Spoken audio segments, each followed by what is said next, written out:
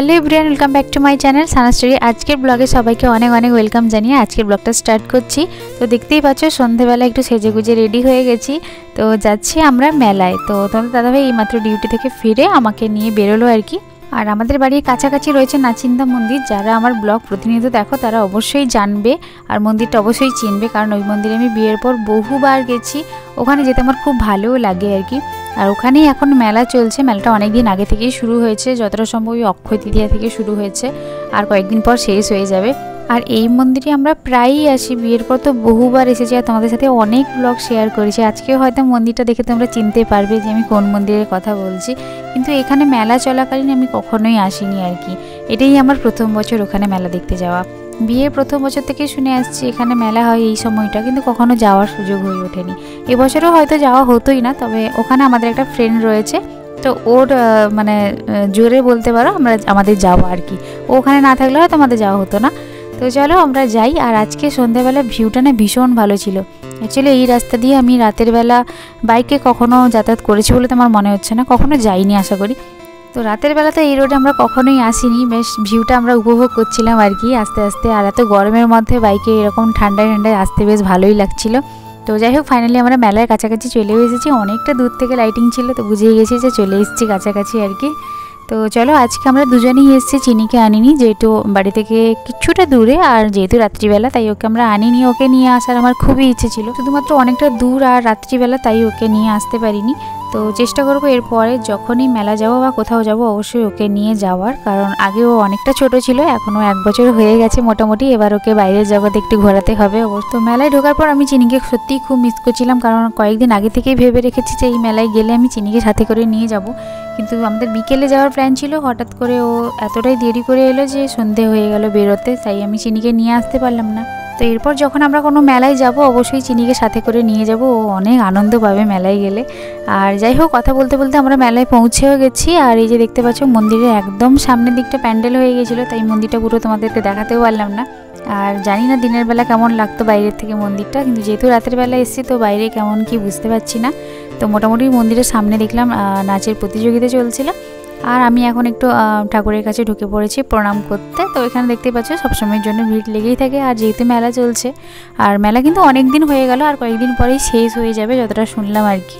তো তারপর একটু দাঁড়িয়ে এই যে একটু অনুষ্ঠানটা দেখছিলাম, বেশ ভালোই হচ্ছিল নাচগুলো। বেশিক্ষণ দেখিনি, এই একটাই দেখেছি একটুখানি জাস্ট। তারপর বেরিয়ে এসেছি দোকানপাটগুলো ঘুরে দেখতে। তো প্রথমে আমি চিনির জন্য কিছু টুকটাক খেলনা নিচ্ছিলাম, আর আমি নিজের জন্য সেরকম কিছু কেনাকাটা করিনি। তো এই যে দেখছো কী কী কিনলাম সেটা আমি তোমাদেরকে অবশ্যই বাড়ি গিয়ে দেখিয়ে দেবো। তো চলো তোমরা ব্লগটা স্কিপ না করে পুরোটা দেখতে থাকো, আশা করি সকলের খুব ভালো লাগবে।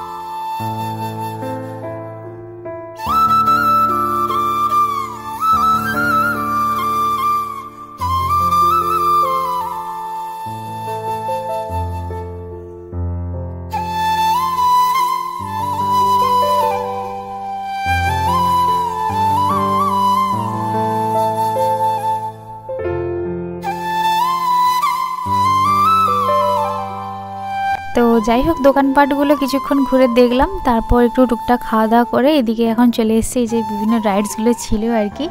আর আমার তো একটু ব্রেক ডান্সে উঠতে ইচ্ছে করেছিল, কিন্তু উঠলাম না, কারণ সেরকম কেউ ছিল না আর কি সাথে।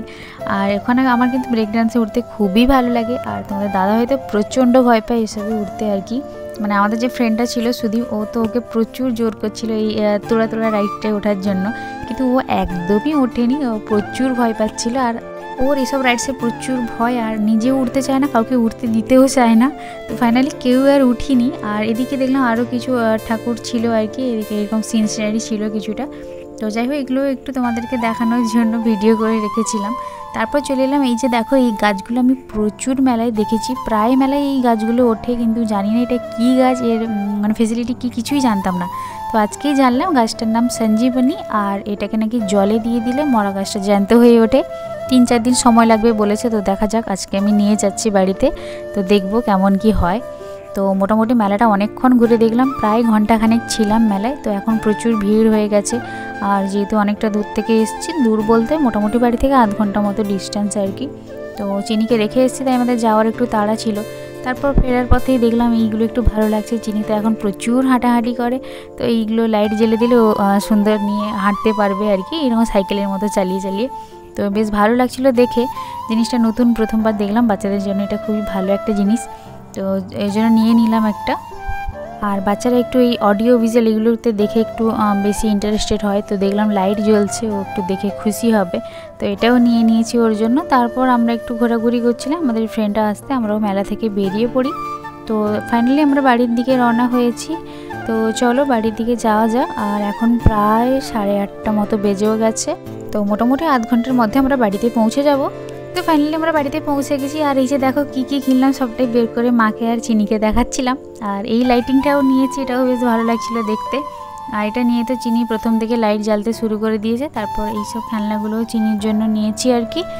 আর এই যে দেখো আমি আর মা কয়েকটা, মানে মায়ের জন্য কয়েকটা ক্লিপ নিয়েছি আর কি। আমি এই কটাই কিনেছি, আর কিছুই কেনাকাটা করিনি। তারপর চিনির জন্য তো টুকটাক ক্লিপস আর ওই খেলনাপাতি এইসব নিয়েছি।